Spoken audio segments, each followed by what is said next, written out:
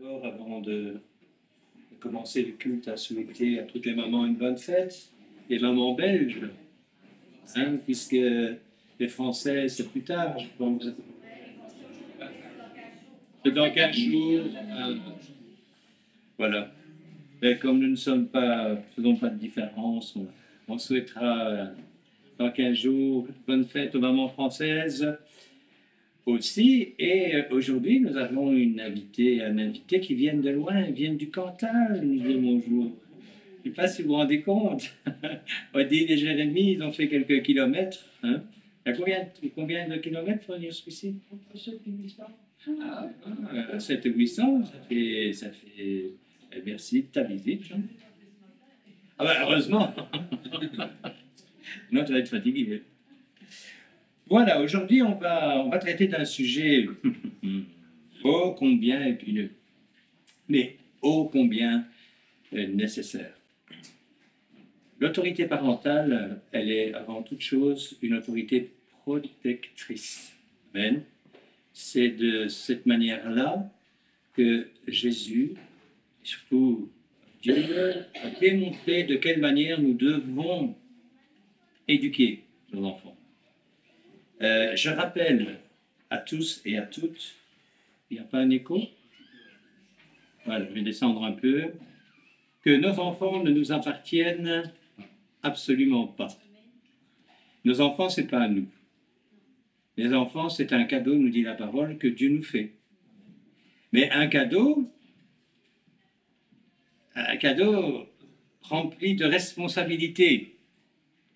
Parce que ce qu'ils deviendront en partie va être de notre ressort, de la manière dont on va les élever. Et si on prend un exemple type d'un même papa, entre guillemets, qui n'a pas éduqué les enfants de la même manière, pour moi, c'est celui qu'on trouve dans 1 Samuel. Et je vous parle du sacrificateur Élie. Élie s'est vu confier par Anne un enfant qu'elle avait consacré au Seigneur. Et on peut lire ça dans 1 Samuel, au chapitre 2, verset 11. Elkana, c'est le père, retourna chez lui à Rama, et l'enfant se mit à servir Adonai sous la conduite d'Élie le Cohen, le prêtre, le sacrificateur.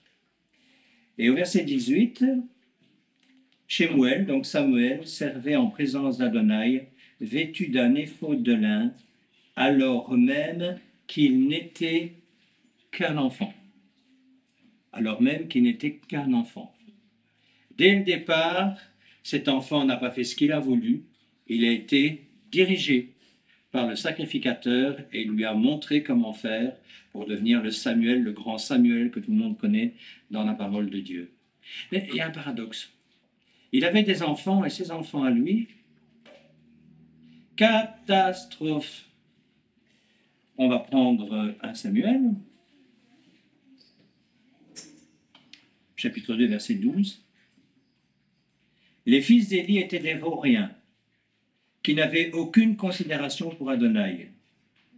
Quelqu'un offrait un sacrifice pendant que la viande mijotée, le serviteur du Cohen venait avec une fourchette à 3 dents.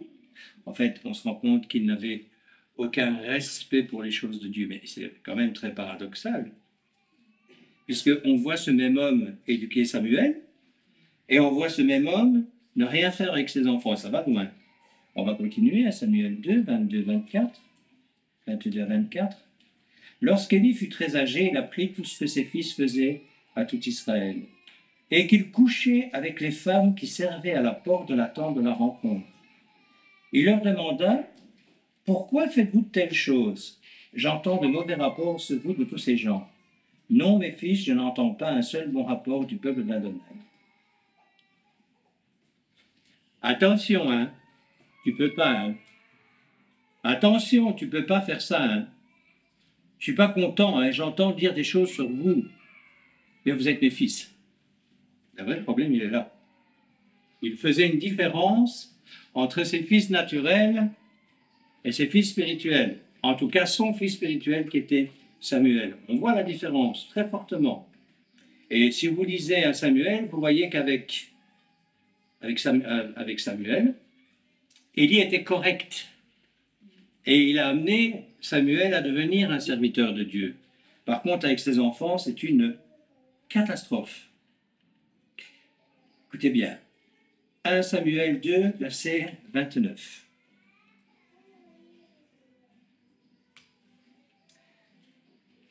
Pourquoi êtes-vous si peu respectueux des sacrifices et des offrandes que j'ai ordonné de présenter dans ma demeure?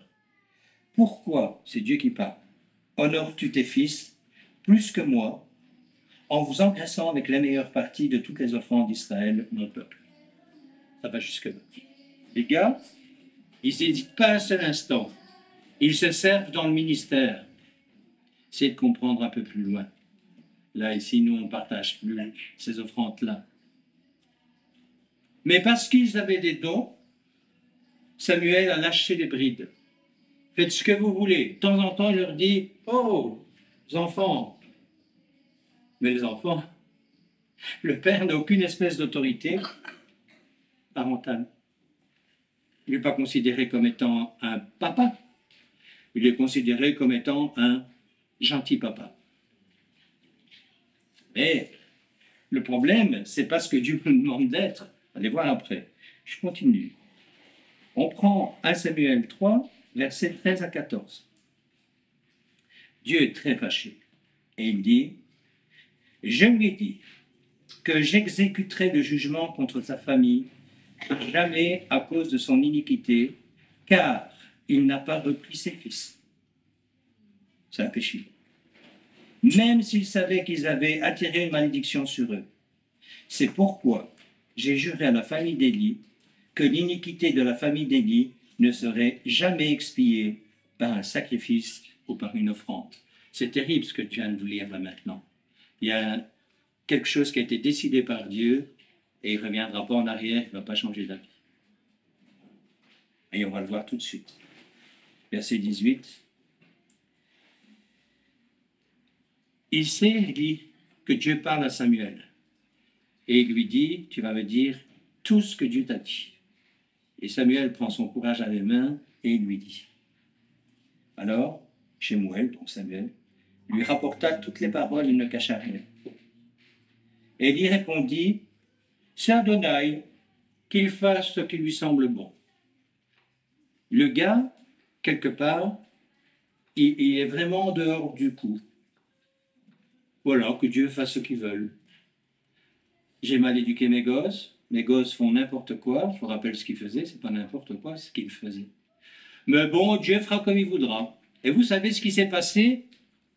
Dieu a fait ce qu'il a voulu. On amène une grande nouvelle, une méchante nouvelle à Élie. C'est catastrophique pour le peuple d'Israël. Et celui qui lui amène la nouvelle a une très mauvaise nouvelle en plus de la mauvaise nouvelle. Je vous lis. Celui qui était venu avec la nouvelle répondit, Israël a fui devant les Pélishtim, donc les Philistins, et il y eut un terrible massacre parmi le peuple. Tes deux fils, Ophni et Pinas, sont également morts, et l'arche de Dieu a été prise. Dès qu'il mentionna ce qui était arrivé à l'arche de Dieu, Élie tomba à la renverse de son siège, près de la porte, se brisa la nuque et mourut, car c'était un homme âgé et pesant, et malgré tout, il avait jugé Israël pendant 40 ans. Cette histoire, elle n'est pas plaisante à écouter, mais elle est dans votre Bible, elle est dans ma Bible, et il faut en tenir compte. Nous avons une énorme responsabilité concernant nos enfants naturels et nos enfants spirituels. Et ici, le paradoxe, c'est qu'on voit un homme qui a fait son travail concernant l'enfant spirituel qui lui avait été confié, et d'un autre côté, avec ses enfants, il a tout permis, tout toléré, et c'est la grosse bérésina. Souvent, vous venez me demander, mais comment ça se fait que les enfants d'un tel serviteur ne sont pas Dieu? Comment ça se fait que ceci, que cela? Je ne suis pas en train de les juger. Mais alors là, c'est vraiment pas mon propos. Mais il y a des exemples bibliques qui nous montrent quand même très fortement les choses que nous devons faire et les choses que nous ne devons pas faire. Et on va commencer par celles qu'on doit faire et accepter comme telles. Colossiens 3, versets 18 à 20. Je vais vous montrer dans la parole de Dieu comment réussir à avoir des enfants qui tiennent la route. Parce que ça, c'est notre responsabilité, qu'on le veuille ou non. Femmes, soyez soumises à vos maris comme il est convenable de le faire dans le Seigneur. Dans le Seigneur. Dans le Seigneur, retenez bien. Marie, aimez vos femmes et ne les traitez pas durement. Enfants, obéissez à vos parents en toutes choses, car c'est ce qu'approuve le Seigneur.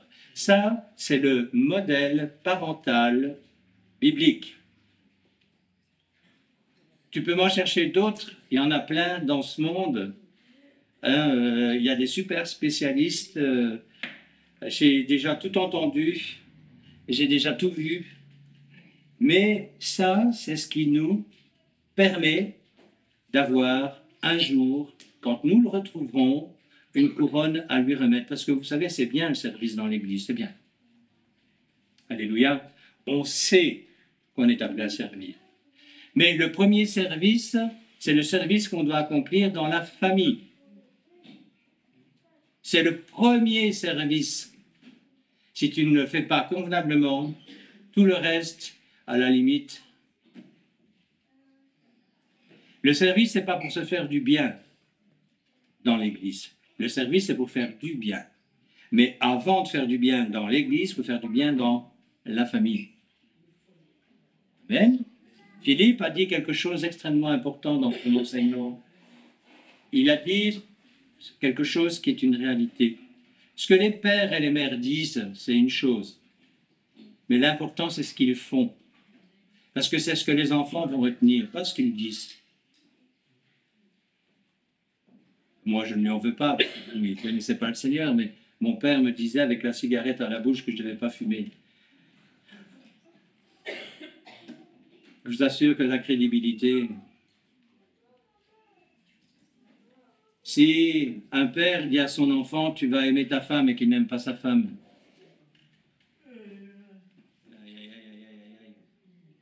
c'est le même effet. C'est exactement la même chose. Alors, la soumission, c'est la fête des mères aujourd'hui, rassurez-vous, vous allez voir. La soumission qui est demandée là, c'est pas celle de femme, qu'est-ce que je te dis? Ça, c'est des cultures qu'on peut trouver partout dans le monde, partout. C'est de la misogynie, quelque part, pas ce qu'il vous est demandé. Il est convenable de le faire dans le Seigneur. Ah, c'est pas du tout la même chose. Parce que le Seigneur, il dit quoi d'abord? Qu'il n'y a plus ni homme ni femme. Ça déplaît à certains religieux, ce que je vais dire maintenant. Il n'y a plus ni homme ni femme. Et la parole de Dieu nous dit qu'ils ne sont plus devenus qu'une seule chair. Donc en fait, ce qui nous est demandé, la soumission de la femme à ce niveau-là, c'est bien évidemment avec un mari qui agit selon le Seigneur. Amen. Si évidemment le mari n'est pas conforme, pourquoi est-ce que la femme se soumettrait à un tyran ou à quelqu'un qui n'a pas changé? Quel serait l'avantage à le faire? Je ne peux pas mettre dans la peau d'une femme, je suis un homme. Et moi, vous savez, les trans, j'ai du mal avec ça. Donc, mais je peux imaginer quand même, si j'avais quelqu'un qui me dirigeait d'une main de fer. Par contre, qu'une femme prenne l'autorité sur son mari, très mauvais. Parce que là, non seulement elle n'est pas soumise, elle ne prend pas elle ne prend pas la place de son mari, puisque son mari ne peut pas être un tyran, mais elle va devenir tyrannique. Le couple n'est pas non plus selon Dieu. Marie, aimez vos femmes et ne les traitez pas durement. On pourrait dire quand même aussi, femmes, aimez vos maris et ne les traitez pas durement. Il y en a pour tout le monde aujourd'hui. Comme je ne vais pas pouvoir prêcher le jour de la fête des pères, parce que c'est quelqu'un d'autre, je fais un mixage pour les femmes et pour les hommes, vous comprenez? On connaît, je relis, femmes, soyez soumises à vos maris, comme il est convenable de le faire dans le Seigneur. Marie, aimez vos femmes et ne les traitez pas durement, tout le monde a compris. Et ici, on arrive aux enfants. Enfants, obéissez à vos parents en toutes choses, car c'est ce qu'approuve le Seigneur. Voilà l'équilibre parental parfait. Le ménage va bien, tout va bien, mais il faut respecter ce qui nous est demandé. Amen.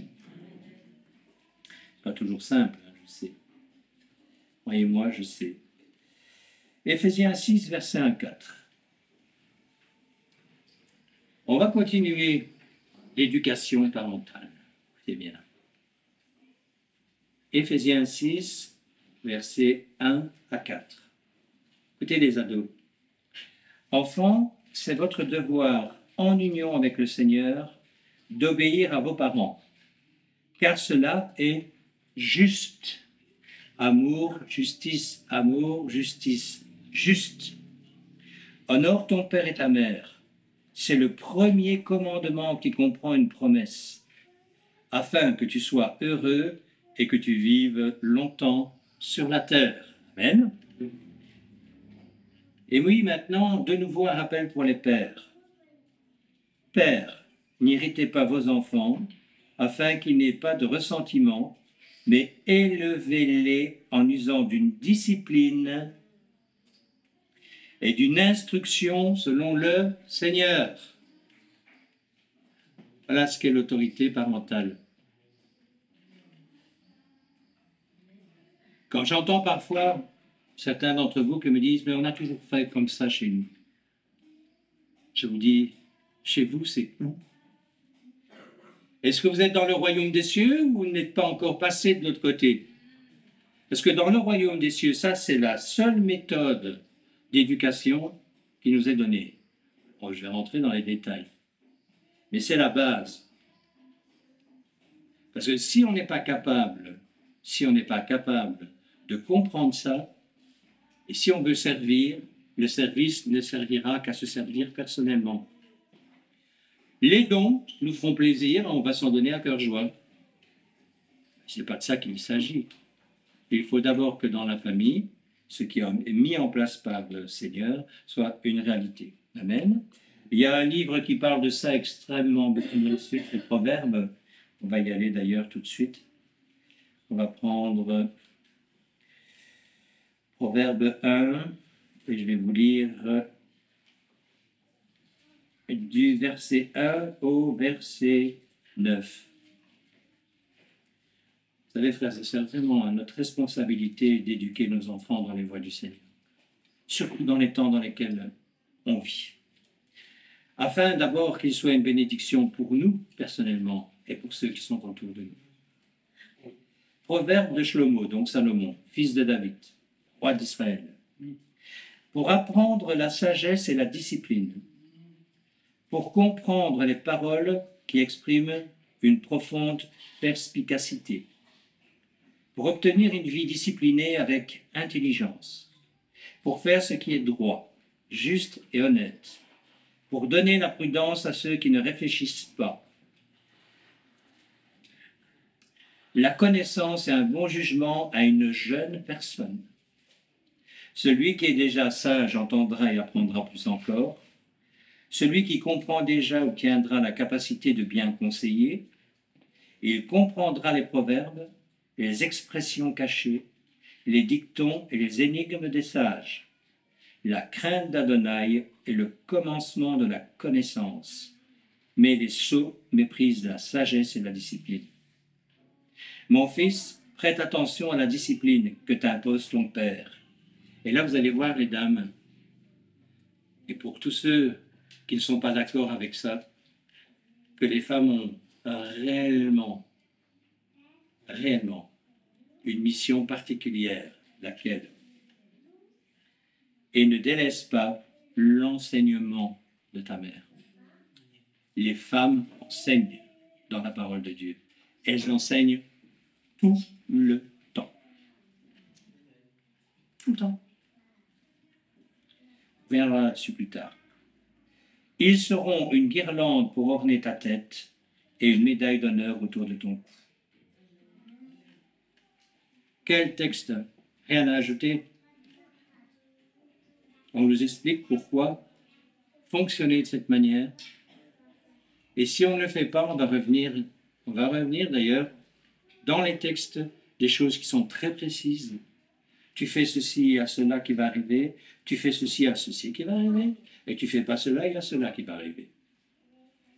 Et c'est ça qui est extraordinaire dans la parole de Dieu, c'est que c'est pas un mode d'emploi très limité, c'est un mode d'emploi qui non seulement explique, rentre dans les détails, et ne demande qu'une seule chose, c'est que nous soyons appliqués à vivre ce que nous comprenons. Et je dirais quelque part, c'est bien ce que je vais dire, hein, qu'on en est en vie ou pas. Si tu veux savoir si un médicament fonctionne, pour quoi que ce soit, si tu ne le prends pas, tu ne sauras pas si le médicament il fonctionne. Pourquoi? Parce que tu as décidé de ne pas prendre de médicament. C'est ton droit. Mais ne viens pas dire que le médicament ne fonctionne pas parce que tu ne veux pas essayer le médicament. Je reviens à cette voiture, j'aime bien cet exemple, mais c'est vraiment un bon exemple. On m'offre une Mercedes, mais j'ai décidé que non, je ne ferai qu'appuyer sur le bouton pour la faire démarrer, et je ne mettrai pas la clé. Ben, la Mercedes, elle va pourrir en face du garage, en face de la maison, parce qu'elle ne va jamais démarrer. Et quand on me demandera, ça va bien la Mercedes, je dirai, je ne peux pas. Elle rouille. On est souvent comme ça, frères et sœurs. On est très souvent comme ça. Pourquoi? Parce qu'on nous a appris à vivre autrement, ou qu'on a vu nos parents vivre autrement. Et on sait très bien ce qu'ils nous ont appris n'est pas bon. Mais on va reproduire. On va reproduire. Regardez, je reviens à cet exemple incroyable d'Élie avec Samuel et Élie avec ses enfants. Samuel vivait avec Élie. Élie faisait son travail de sacrificateur. Samuel, Luc. Les autres, Java. C'était les fils d'Élie. Les fils du grand sacrificateur Élie. Pas touche à y toucher d'autres personnes. Gentil. Il se servait aussi. Et Élie ne savait pas. Bien sûr que si qu'Élie savait. Mais il était tellement occupé à son travail de sacrificateur. Élie se faisait plaisir quelque part? Je ne dirais pas ça. Élie avait reçu une mission et il l'accomplissait. Mais il n'avait pas tout compris. Ou, quelque part, comme on dit dans nos régions, je crois que tout le monde comprendra, il était fade. Il n'y avait pas de pèse dans cet homme. Il faisait son travail. Samuel était là, il voyait Élie faire. Pas de souci. Il faisait les choses convenablement. Mais pas ses enfants. Amen. Triste. On reste dans les proverbes.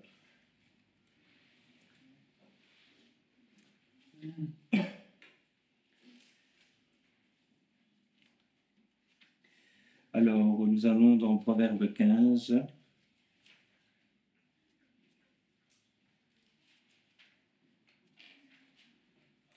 Et je vous lis le verset 5.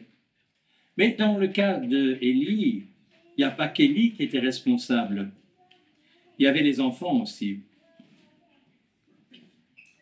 Le sot méprise la discipline de son père, mais celui qui prête attention aux avertissements est prudent. Il y a des enfants qui sont très difficiles, très difficiles à éduquer. Je vous encourage à ne pas laisser les bras, à ne pas baisser les bras, mais au contraire, à accentuer la discipline si c'est le cas. Parce qu'à un moment donné, s'ils sont normalement intelligents, ils comprendront que c'est la bonne voie. On peut tous déraper à un moment donné. Mais à un moment donné, il faut revenir à l'essentiel. Si nous nous disons être les disciples, que nous soyons pères ou que nous soyons enfants, je parle des ados, des jeunes hommes, des jeunes femmes, à un moment donné, on doit comprendre que la réalité biblique est quelque chose qui va se mettre en place Si on dit oui au Seigneur, elle va devoir se mettre en place. Elle va devoir se mettre en place. Parce qu'il ne va pas nous lâcher. Il ne va pas nous lâcher. Et quand il a décidé quelque chose, de toute façon, c'est ce qui va s'accomplir. On peut faire ce qu'on veut. Vous savez, je sais de quoi je parle, j'ai déjà essayé de faire ce que je voulais. Quand il ne veut pas, ça ne sert à rien.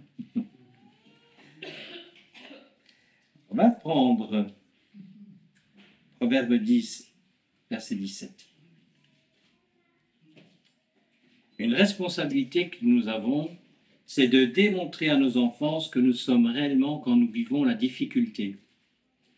La difficulté fait partie de nos vies intégralement, tout le temps. La parole de Dieu nous le dit, que nous, les justes, nous sommes souvent quoi? Éprouvés. Éprouvés, je sais qu'il y en a qui n'aiment pas, ça veut dire tester. Éprouver, c'est un test. Comment vas-tu réagir? Bien sûr, il y a Dieu qui nous regarde faire, mais nos enfants nous regardent faire. Et c'est là où Dieu nous attend et où il nous forme et où il forme aussi les enfants. Celui qui observe la discipline est un chemin vers la vie, mais celui qui néglige l'avertissement s'égare.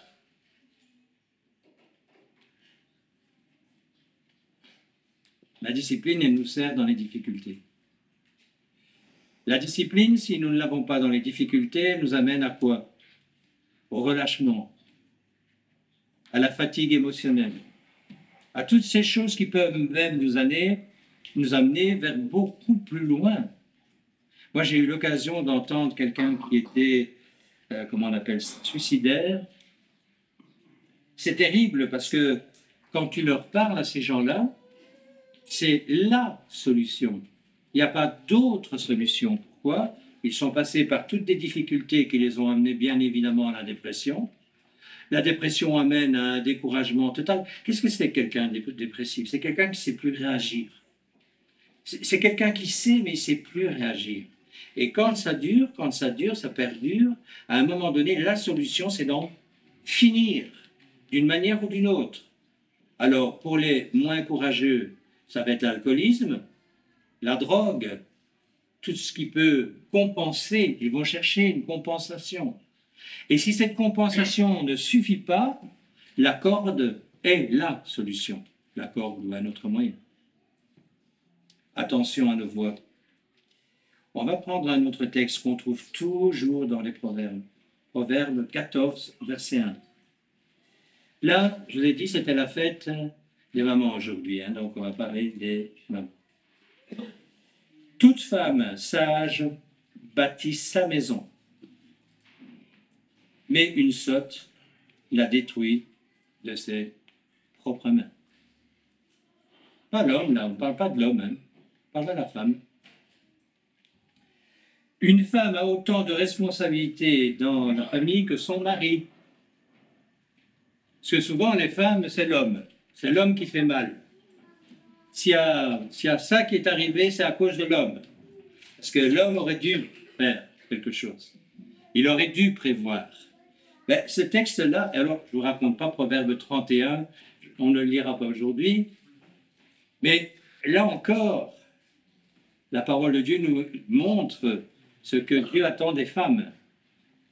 Bon, bien sûr, c'est la femme idéalisée, extraordinaire, quoi. Mais on sait très bien qu'on ne pourra pas arriver à ce niveau-là. Bien que. Mais, excusez-moi les femmes, je n'en connais pas. Je ne connais pas d'homme qui ait ces qualités-là non plus. Donc, il n'y a pas de souci. Son comportement modèlera, bien sûr, son ménage. Si la femme a un mauvais comportement, l'homme aura forcément un mauvais comportement. Oui ou non? Donc, équilibre. Chacun à sa place, chacun doit faire ce qu'il faut. On va toujours rester dans les proverbes. Moi, je trouve que Proverbe, quand même, c'est pas mal. Ça nous explique plein de choses. Non, allez, on va passer à autre chose. On va aller dans le Nouveau Testament et on va prendre 1 Thessaloniciens 2, versets 11 à 12.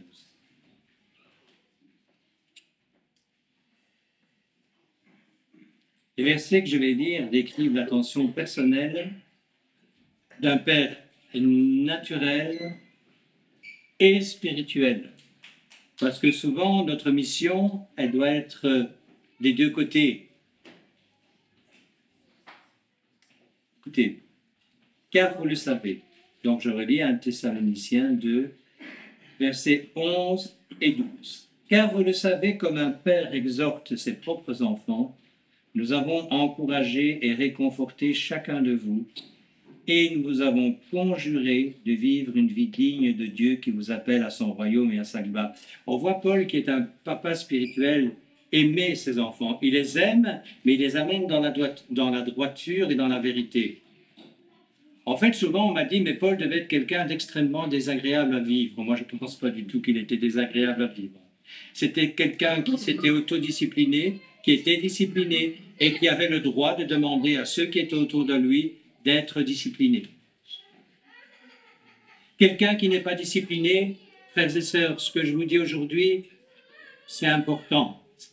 Quelqu'un qui n'est pas discipliné ne pourra pas réussir sa vie en Christ. Sa vie, il pourra peut-être la réussir tout court s'il a de l'argent, s'il fait ce qu'il veut, comme il veut, quand il veut, parce qu'il a les possibilités de le faire, c'est autre chose. Mais réussir sa vie en Christ sans être discipliné, ce n'est pas possible. Il y a une remise en question continuelle. Vous savez, l'évangile à l'eau de rose qu'on a entendu pendant des années n'est plus tolérable par rapport à ce qui est en train de se passer à l'heure actuelle. Je ne sais pas si vous savez, cette semaine, le président Macron a signé un accord avec la Pologne, un accord de guerre. Il l'a fait à un endroit tout à fait particulier, pas par hasard, à Annecy. Vous savez pourquoi il a fait ça à Annecy? Parce qu'à une certaine époque, je ne sais plus, je ne vais pas vous raconter d'histoire, la Pologne avait été battue et il y a eu une injure qui a été faite au président polonais à Annecy, où il a dû déclarer forfait ou quelque chose comme ça. Mais on voit que tout ce qui est en train de se passer à l'heure actuelle nous amène vers une catastrophe mondiale.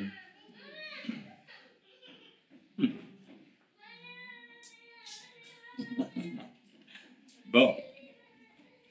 Nous devons être des hommes qui écoutons, qui avons de la compassion, alléluia, qui pardonnons, qui savons demander pardon aussi, tout en instruisant dans l'amour. Mais nous devons montrer dans tous les domaines de nos vies les exemples qui vont faire de nos enfants des disciples de Jésus-Christ. Ou pas, ou pas, ou pas. C'est savoir ça qui est important.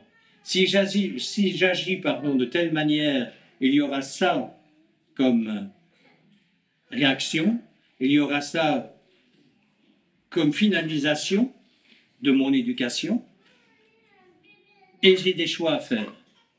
Et les choix que nous avons à faire, nous, en tant que parents, c'est la mort personnelle acceptable parce qu'elle est demandée par Jésus-Christ, la mort en nous-mêmes, de ce qui nous gêne, de ce qui nous empêche d'être disciplinés.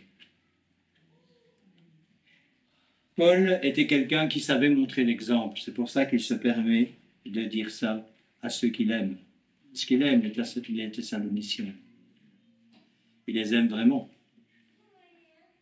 Mais il leur dit, faites attention, c'est comme ça qu'on a fait et c'est comme ça que vous devez faire vous-même.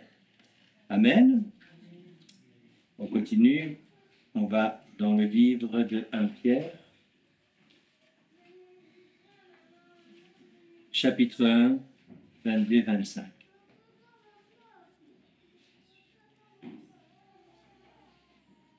On va parler des frères et des sœurs dans ce texte, mais il est évident que si la parole de Dieu nous demande, là je passe d'un cran. Donc on a compris tout ça et on rentre dans une autre dimension un peu plus élevée.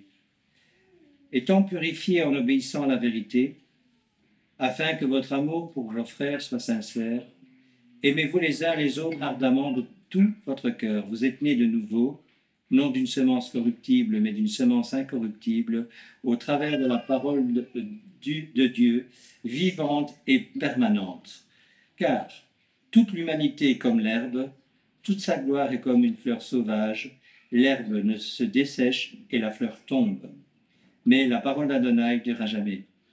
Or, cette parole est la bonne nouvelle qui vous a été proclamée. L'amour dont nous parle Pierre, bien sûr, est ici un choix volontaire, ce n'est pas un amour émotionnel. L'amour émotionnel amène à quoi? Je reviens à nos enfants. C'est quoi l'amour émotionnel avec nos enfants? C'est quoi? Un sentiment profond. Un sentiment profond qui amène où? L'amour inconditionnel qui nous est demandé ici, c'est d'aller pour l'enfant jusqu'à la mort s'il le faut. Mais pas pour faire ses 4 volontés ou faire comme on a envie avec lui. Non, non, non. C'est pour l'amener à Christ, à la vie éternelle. Pourquoi? Toute l'humanité est comme l'herbe. Toute sa gloire est comme une fleur sauvage. L'herbe se dessèche et la fleur tombe. Mais la parole d'Adonai ne durera jamais. Or, cette parole est la bonne nouvelle qui vous a été proclamée. Cette bonne nouvelle, c'est la vie éternelle après quoi? Après la vie. Si tu n'éduques ton enfant que pendant et que pour la vie, tu lui rends service? Tu peux l'aimer à un tel point où tu vas tout donner. Ok, il aura tout sur cette terre. D'abord, la parole de Dieu nous dit qu'un héritage promptement acquis, il ne dure pas. Je vais vous raconter quelque chose. Ça, j'ai vu chez mes clients. J'ai vu des hommes et des femmes se construire un empire. Donc, j'ai travaillé 25 ans dans le métier. J'ai vu des hommes et des femmes se construire un petit empire. Par la force des poignets, par leur courage, par leur ténacité, parce qu'ils étaient. Ils démontraient quelque chose. C'était des entrepreneurs. Et j'ai vu des hommes et des femmes qui ont reçu des héritages. Donc, on venait placer de l'argent chez moi, etc., etc. Je sais faire la différence. Voilà, là, je comprends bien ce que ça veut dire, tout ça. Quand tu reçois quelque chose qui ne t'a rien coûté, et que tu es habitué à ça, pourquoi est-ce que tu as envie de faire des efforts? Parce que de toute façon, tu sais que ça va arriver. D'une manière ou d'une autre. Frères et sœurs, réfléchissez à ce que je suis en train de vous dire maintenant. Dans les temps où nous vivons, faites de vos enfants des hommes et des femmes de guerre, et pas des habitués à tout recevoir sur le « je claque, je reçois ».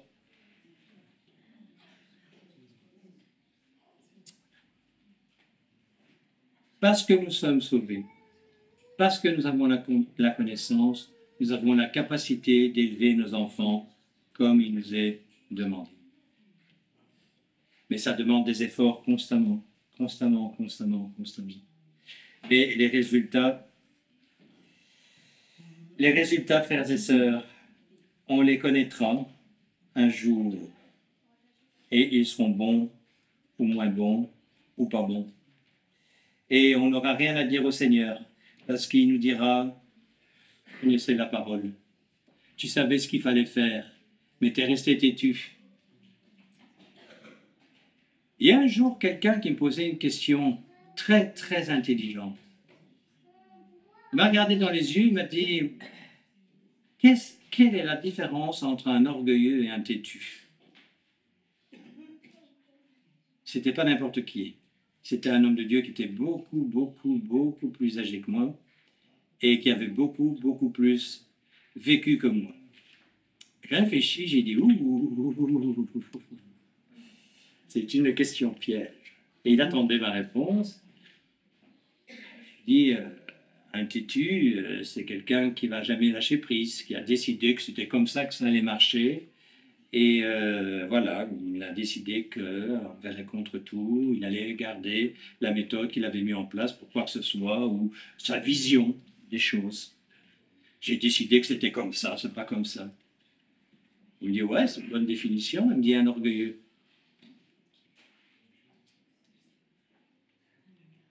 Si c'est à peu près la même chose, il me dit, ouais, c'est à peu près la même chose. Il me dit, c'est même la même chose. À un moment, il faut plier le genou. Si le Seigneur te dit, c'est comme ça que tu vas faire, arrête de te battre avec lui. De toute façon, parce qu'il t'aime et parce qu'il te veut, et parce qu'il veut te voir évoluer, parce qu'il sait que tu as une famille, si tu en as une, bientôt il y en a d'autres aussi qui en ont une de famille, il va vouloir le meilleur pour toi et pour ta famille. Et c'est pour ça qu'il va falloir entrer dans cette dimension d'obéissance. À quoi ça sert de savoir si tu ne mets pas en pratique? Proverbe 22, verset 6. Il y a avantage à commencer très tôt. Instruis l'enfant dans la voie qu'il doit suivre, et même lorsqu'il sera vieux, il ne s'en écartera pas. C'est ça des parents aimants. C'est ça des hommes et des femmes qui ont compris le message. C'est d'éduquer son enfant pour qu'il arrive à la vie éternelle. Amen. Parfois, on entend prie pour cette personne, elle va mourir, elle a un cancer, etc. Ok, c'est bien sûr, on va prier pour, parce que Dieu fait ces choses-là. Mais on devrait d'abord prier pour le salut de son âme. Et puis après, pour la guérison. On n'a pas les mêmes priorités que le Seigneur. Si on est malade, la seule chose qui compte pour nous souvent, c'est la guérison. Mais un jour ou l'autre, si ce n'est pas tout de suite, même si c'est dans 40 ans pour les plus jeunes, 50 ans, 60 ans, 70 ans pour les tout jeunes, ou 80, 85, 90 ans, à un moment donné, on va quitter la Terre. Et avec tout ce qui est en train de se préparer, peut-être bien plus tôt que prévu, même pour les plus jeunes. Vous savez, on ne se rend pas bien compte de ce qui se passe autour de nous, mais... Alors, c'est un message de désespoir ici? Ah ben non, parce que le Seigneur nous dit que quand on verrait toutes ces choses, c'est de regarder vers le haut. Pourquoi? Parce que la délivrance, elle est pour bientôt. Maranatha. Mais est-ce qu'on a vraiment envie qu'il revienne? C'est la bonne question. Proverbe 22, 15. Comment éduquer son enfant? Là, on va rentrer vraiment dans des dimensions, vous allez voir, très claires. La sottise est profondément ancrée dans le cœur de l'enfant. Mais le bâton de la discipline la chassera loin de lui. Un jour, j'ai prêché ça, on m'a dit, oui, il faut battre ses enfants alors. C'est toujours les deux poids et deux mesures de l'être humain. Où on est là, où on est là. Laxisme, légalisme, laxisme, légalisme. Jamais le Seigneur nous a demandé de battre nos enfants. Il nous demande de les corriger. C'est pas exactement la même chose. Quand on corrige un enfant, déjà, on doit veiller à ne pas être énervé. Il doit savoir que la correction qu'il va recevoir est méritée et qu'il ne le fait pas sous le coup de l'énervement. Il y a beaucoup de parents qui corrigent sous le coup de l'énervement. L'enfant, il a très bien compris que c'est parce que tu es énervé que tu lui tapes dessus, et pas parce que tu l'aimes, mais parce que tu veux corriger. Écoutez bien, on reste dans le même livre, et nous allons, toujours dans le chapitre 23, versets 22-25, jusqu'au verset 22-25. Non, on va d'abord prendre, excusez-moi, les versets 13 et 14. N'épargne pas la discipline à un enfant. Si tu le frappes avec un bâton, il ne mourra pas. Si tu le frappes avec un bâton, tu le sauveras du shéol, de l'Hadès, de l'enfer. Combien, mais combien d'enfants, de serviteurs ou de chrétiens infirmiers sont nulle part? On va revenir à l'histoire là, de notre ami Élie. Quel paradoxe! Élie éduque Samuel convenablement et ses enfants, nous dit la parole de Dieu, je vous l'ai dit, sont des vauriens. Ils sont tellement vauriens que Dieu dit à Samuel, tu peux lui dire, hein, l'affaire, elle est terminée là. C'est ceux-là, quick, vous pouvez les voir.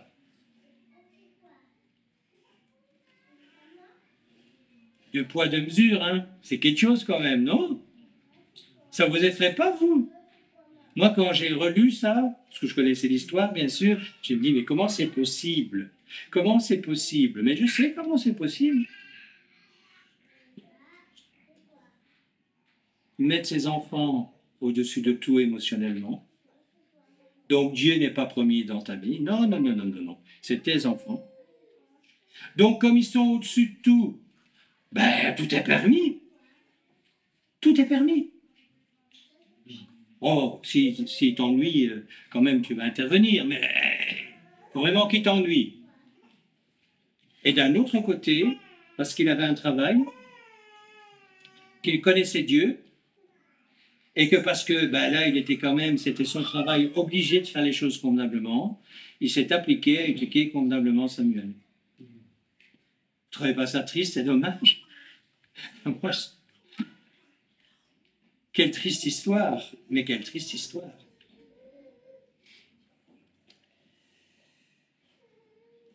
Proverbe 23, versets 22 à 25. C'est pour les enfants, là je m'adresse aux ados.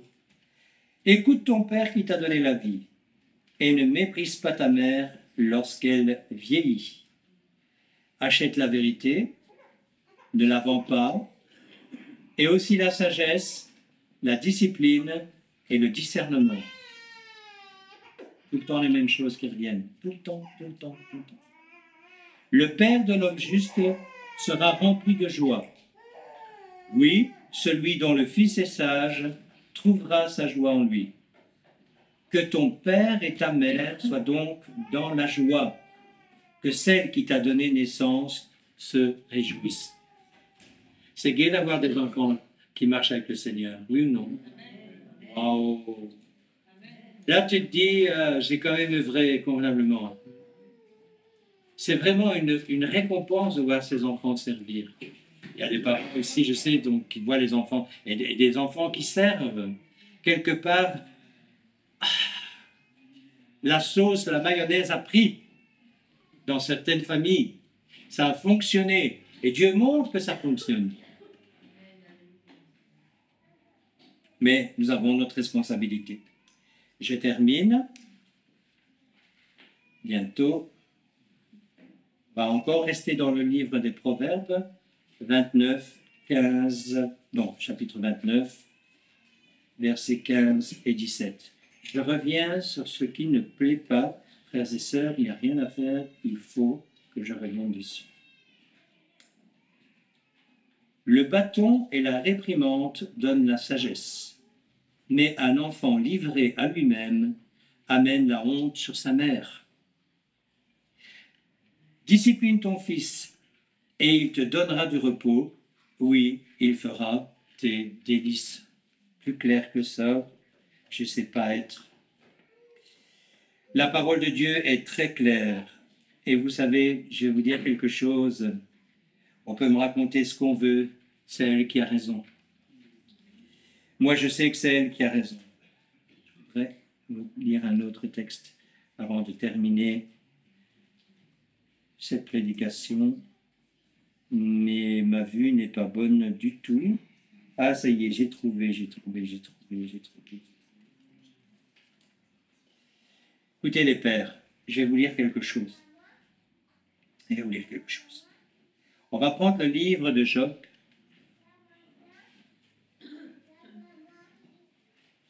Au chapitre 1, et je lis à partir du verset 4. Et je vous lirai aussi le verset 5. Ses fils avaient coutume de donner des banquets, chacun un jour fixé dans sa maison. Et ils invitaient leurs 3 sœurs à manger et à boire avec eux. Après un cycle de banquets, donc c'est la fête plusieurs fois, Job les envoyait chercher et les consacrer. Puis il se levait de bon matin et offrait des holocaustes pour chacun d'eux. Car Job disait, mes fils pourraient avoir péché et blasphémé Dieu dans leurs pensées. C'est ainsi que Job agissait chaque fois. Je vous rappelle que vous êtes des sacrificateurs familiaux, les pères. Moi, j'ai prié pour ma fille jusqu'à 16-17 ans, tous les jours avec elle. Après, j'ai estimé qu'elle était suffisamment grande pour avoir une relation. Elle était suffisamment éduquée pour entrer dans elle-même faire ce genre de choses. Ce qu'elle a fait d'ailleurs. On est des sacrificateurs. On doit prier pour nos enfants. Ça démontre aussi la consécration de Job vis-à-vis du Seigneur. Alors, peut-être que lui aussi, quelque part, était un peu laxiste. Parce qu'à mon avis, les enfants profitaient du statut de Job. Job, il était très riche, il n'avait rien grand-chose à faire d'autre que faire la fête. Mais là aussi, on voit comment ils vont terminer. Quelque part, il faut de nouveau accepter les choses, telles qu'elles sont. Par contre, quand Job a été rétabli, les autres enfants qu'il a eus avec une autre femme, ça n'a pas du tout été le cas. Il en a profité jusqu'au bout de sa vie et avec beaucoup plus de facilité encore. Pourquoi? Parce qu'il avait réussi tous les tests que Dieu avait mis devant lui. Même. C'est quand même incroyable. Comment est-ce qu'un homme de Dieu doit réagir vis-à-vis de l'adversité? Et Job nous démontre quelque chose d'incroyable et de possible. On va rester dans le chapitre 1, je vous lis à partir du verset 13. Un jour où les fils et les filles de Job mangeaient et buvaient dans la maison de leur frère aîné, un messager vint à lui et dit « Les bœufs labouraient et les ânes paissaient près d'eux. Lorsqu'une troupe de pillards de Sheba est arrivée et les a emportés, ils ont aussi passé les serviteurs au fil de l'épée, et je suis le seul qui est échappé pour te le dire. » Tandis qu'il parlait encore, un autre arriva et dit « Le feu de Dieu est tombé du ciel et a consommé les brebis et les serviteurs. Il les a complètement exterminés, et je suis le seul qui est échappé pour te le dire. » Tandis qu'il parlait encore, un autre arriva et dit « Les Kasdim, 3 troupes d'entre eux sont tombés sur les chameaux et les ont emportés. Ils ont aussi passé les serviteurs au fil de l'épée, et je suis le seul qui est échappé pour te le dire. » Tandis qu'il parlait encore, un autre arriva et dit « Tes fils et tes filles mangeaient et buvaient du vin dans la maison de leur frère aîné.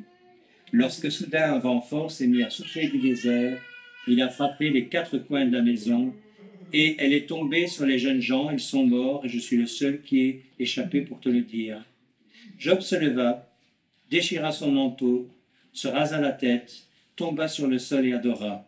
Il dit « Je suis venu nu du sein de ma mère, et nu j'y retournerai. Adonai a donné, Adonai a pris, béni soit le nom d'Adonai. » En tout cela, Job ne commit aucun péché, ni ne rejeta la faute sur Dieu.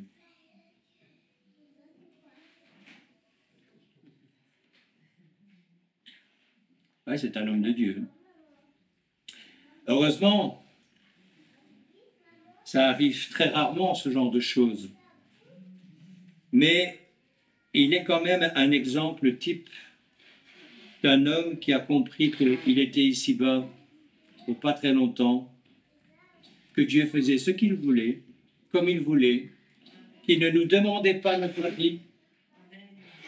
Écoutez bien, qu'il ne nous demandait pas notre avis, qu'il nous donnait 2 choix, celui de le suivre ou celui de ne pas le suivre. Il n'y a pas de milieu.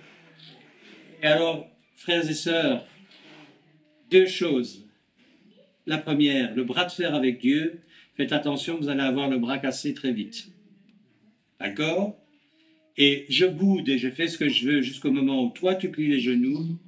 Vous pourriez vivre 1500 ans ici-bas, il ne va jamais plier le genou devant vous. Et je dirais même un 3e point. Le Seigneur, c'est lui, il n'a pas besoin de vous. Je répète, le Seigneur, c'est lui, il n'a pas besoin de vous. C'est vous qui avez besoin de lui. Amen. Quand on va chez un banquier pour demander un prêt, on ne fait pas le malin. On ne fait pas le malin. Parce que de toute façon, c'est très bien que le banquier, c'est lui qui dira oui ou dira non. Et on prépare son coup. Si on a un tant soit peu intelligent, on va voir quelqu'un qui s'y connaît un peu, comment est-ce que je peux faire pour présenter le projet, il dira, ben ça peut passer, ça ne passera pas. Vous voyez ce que je veux dire? Vous savez comment j'ai appris mon métier de courtage? Je vais vous raconter quelque chose qui est vrai. Bien sûr, les cours obligatoires, etc. Et je savais que je n'étais pas en droit de recevoir un prêt pour une voiture à l'époque. Et j'avais fait 3-4 banques. Et à chaque fois, je notais ce que le gars me disait. Vous ne pouvez pas l'avoir pour ceci, pour cela. Pour l'avoir, il faudrait ceci, il faudrait cela. Très vite, j'ai une voiture, ok? L'intelligence que nous a donnée le Seigneur, elle doit nous servir. Mais elle doit être renouvelée par le Saint-Esprit. Là, c'était de l'intelligence purement intelligente. Mais c'est naturel. Mais il nous a donné cette capacité extraordinaire d'avoir l'intelligence renouvelée par son esprit. Alors, tout ce que j'ai dit aujourd'hui, ça peut paraître trop difficile, trop compliqué. Non, c'est pas trop difficile. Non, c'est pas trop compliqué. C'est comme pour tout, il y a un moment où il faut prendre position et dire ok, ben je faisais ça comme ça va pas, on va arrêter ça. Maintenant, je vais travailler d'une autre manière parce que tu me le demandes. C'est parce que tu me le demandes qui est important. Parce que je sais que toi, tu as raison. La parole de Dieu nous dit que pour certains, la croix, c'est une folie. Pour qui est-ce qu'elle est une folie? Pour ceux qui ne croient pas. Et pour les autres, elle est quoi? Le salut, la vie éternelle. Tout ce qui fait que nous sommes ici aujourd'hui. Alléluia. Il a tout accompli à la croix. Donc, s'il nous demande de faire quelque chose, c'est que nous sommes capables de le faire. Et je vais même aller plus loin que ça, c'est parce qu'il a confiance en nous. Il a confiance en nous. Nous sommes des hommes et des femmes qui avons cette autorité parentale parce qu'elle nous a été donnée par lui, parce que nous sommes nés de nouveau, parce que l'expérience de nos parents, pour la plupart qui n'étaient pas chrétiens, nous amène à savoir que les méthodes traditionnelles ne sont pas les bonnes. Et il nous en a donné une, pas 36, parce qu'il savait que s'il nous en donnait 36, on ne s'en sortirait pas. Il nous en a donné une.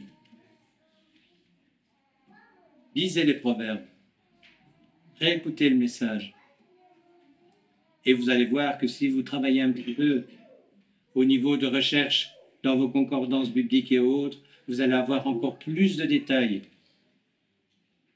Il a sa méthode pour éduquer les enfants. Il a sa méthode. Et il nous demande que nous l'employons. On ne veut pas de méthode. Là aussi, discutez avec lui. Il vous dira, je vous écoute, hein, mais pas comme ça que ça va se passer. C'est comme, moi j'ai décidé que ça va se passer. Toujours la même chose. Amen. Voilà les amis internautes, j'espère que ce partage vous aura intéressé. Je rappelle pour tous les membres de l'eau vive que nous avons notre réunion de prière donc demain, lundi à 20h, et que nous avons notre réunion d'enseignement avec Jacques Collant ce mercredi à 19h30. Je vous souhaite une très bonne journée et une très bonne semaine. Soyez bénis.